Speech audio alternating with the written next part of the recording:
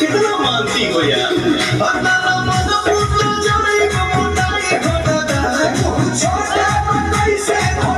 अरे आई हो दादा, अरे आई हो दादा, तुम्हें हरी मिलल पिया हमारा के गाई हो दादा।